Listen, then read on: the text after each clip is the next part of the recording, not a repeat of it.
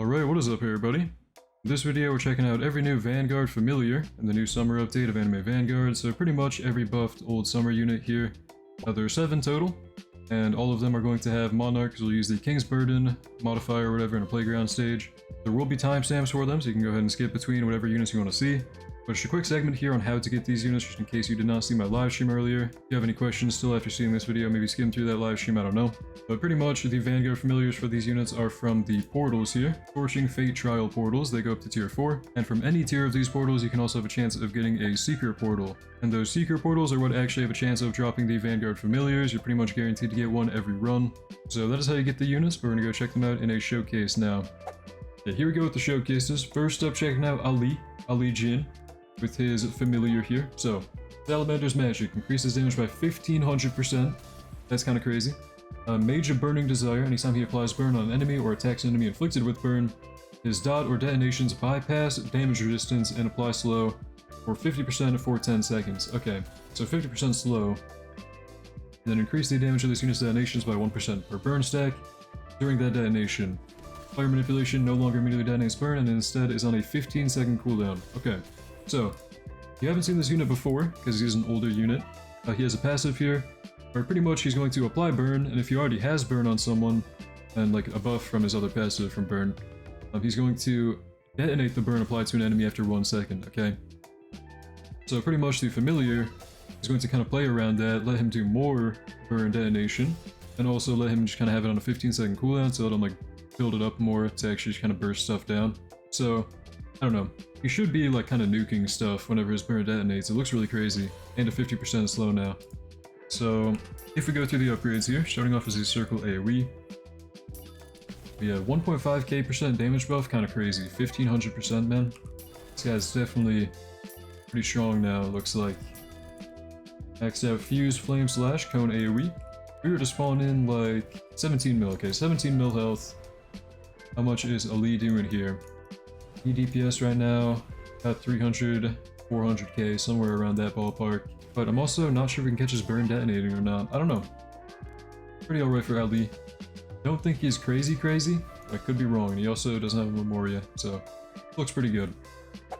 Next up, I guess we check out Hibana, is one I also want to check out, so I don't know, I thought Ali was going to be crazy. I heard Ali was supposed to be kind of cray-cray, but I couldn't catch his like burn detonating or anything. Maybe it's because he didn't have a Memoria, I don't know.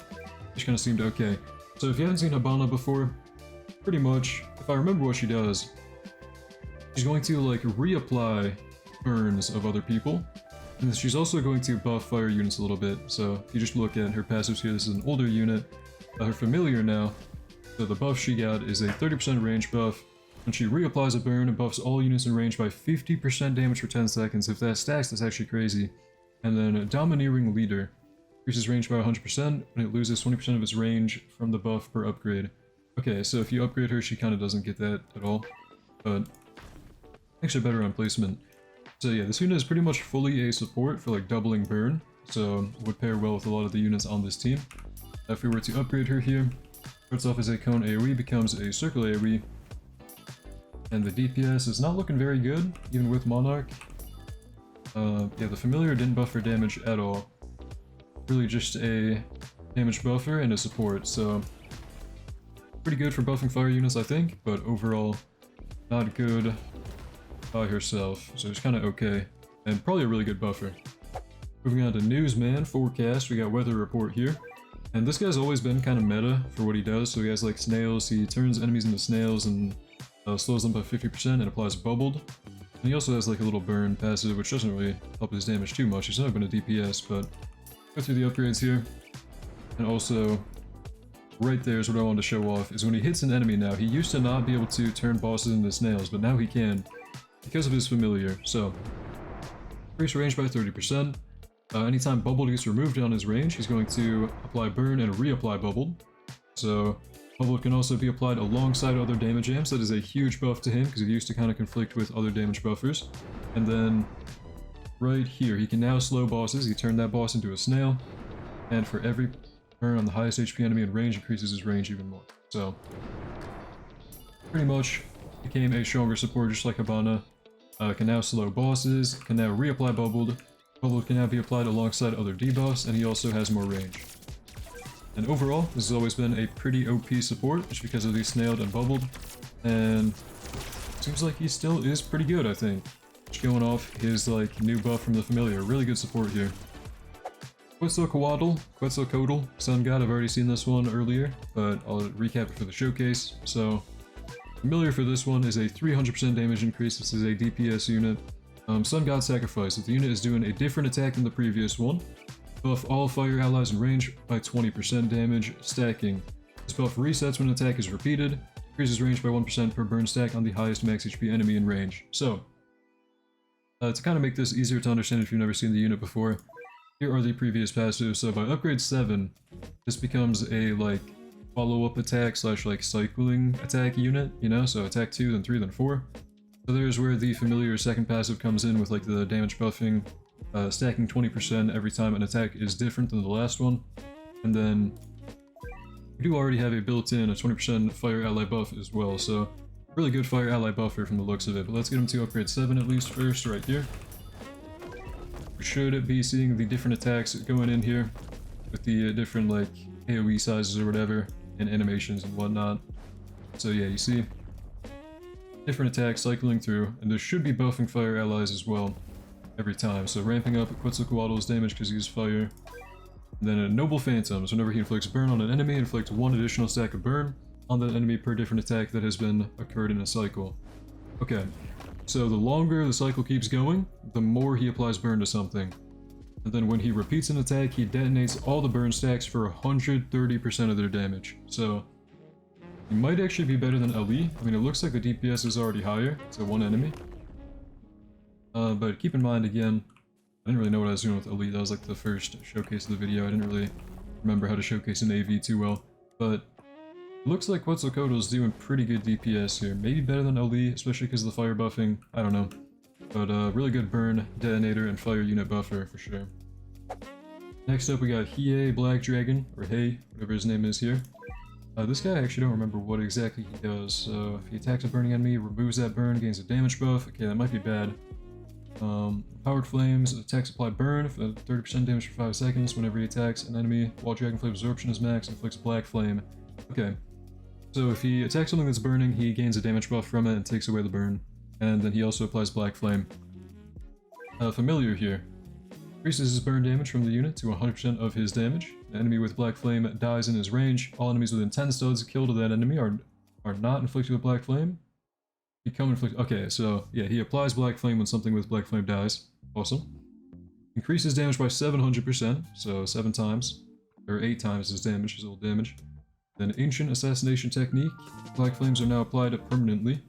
Dragon Flame absorption is no longer removing burn, instead gains the same buff amount. Okay, so this is actually kind of crazy. He doesn't remove burn anymore. So he used to kind of grief burn teams by removing the burn and just buffing himself. He doesn't remove it anymore. He just buffs himself and just does Black Flame on top of it. So looks like we're seeing a burn meta kind of coming in now with the new units, but max upgrade here. He is full AoE. And the DPS actually looked crazy there with the Black Flame. Oh my goodness, wait. This guy might be kind of nuts. I don't know. If we can check him out attacking again. Maybe it was because he was like mid-attack unlocking or whatever. A pretty good DPS. From what I've heard, people in chat are saying that Ali's actually really crazy too. Alibaba, whatever. You just gotta use them with like other burn units. So yeah, look at the EDPS now. Okay, so kind of testing these out, right? If we pair him with another burn unit, boom, crazy DPS. Probably the same thing with like Quetzalcoatl, right? Hiei I'm already kind of showcased, you know. So this is just being included in his section, I guess, but with all these units together, like look at the DPS on all of them now. This is kind of crazy. But anyway, that was Hiei, was this part of the showcase. Pretty good. We have a pretty important one next. We have Escanor Pride with his familiar. No Memorias, once again, no Memorias in this video because, I don't know, they're all going to be kind of different and kind of weird to equip, so no Memorias on anybody in this video, no special Pride Memoria on him, okay, but Escanor did get a buff. This is an old summer unit that is now again obtainable on the summer banner. You can choose them at the bottom, like what Vanguard you want. But pretty much how this guy always worked is like, if you burn your entire team or have an empty team besides him, he's free and then auto upgrades himself like every wave, so if I skip waves here, which I don't have enabled, I can't skip, I think. But when a wave passes, he should upgrade himself, as we can see there, so show that off a little bit. And one thing you might notice now is he has ultimate on placement. If you've used this guy before, that is a new thing from his familiar right here. So increases his damage by 200%. I'm not sure if that means like they made his damage 200% or made it like 300% total. I'm not sure what these actually mean like for these passives, but anyway. Controller of the Sun. Unit gains 1 hour stack every 30 seconds. When this unit is upgraded, gains 1 hour stack. Increases the buff and max hour stacks from 30% damage to 100% damage and gains ultimate on placement. So, he's always had this like hour stack mechanic that kind of ramps up over time and makes him get a huge damage buff once it kind of maxes out. So now it can max out and give him a 100% damage buff instead of 30, right there. And then Prideful Blaze, we have when he attacks an enemy inflicted with burn, follow up with attack 3. Perform follow-up attacks of this unit follow-up attacks from this unit apply intense burn for 70% of this unit's damage. Increase the value by 5% per burned unit slot. So potentially a 95% intense burn, 95% damage burn. But anyway, let me spawn another enemy real quick. See the damage on him. So, max him out here. And probably just want to set my end to max real quick before I forget. Whoops. Okay. Maxed out Pride. If we use Ultimate, which is like his awakening pretty much, it gets way stronger during Ultimate form. With what I think are max hour stacks, 12. We're looking at 1.2, 1.3 EDPS right here. And he doesn't have his Memoria, so it could be a lot better probably with the Memoria.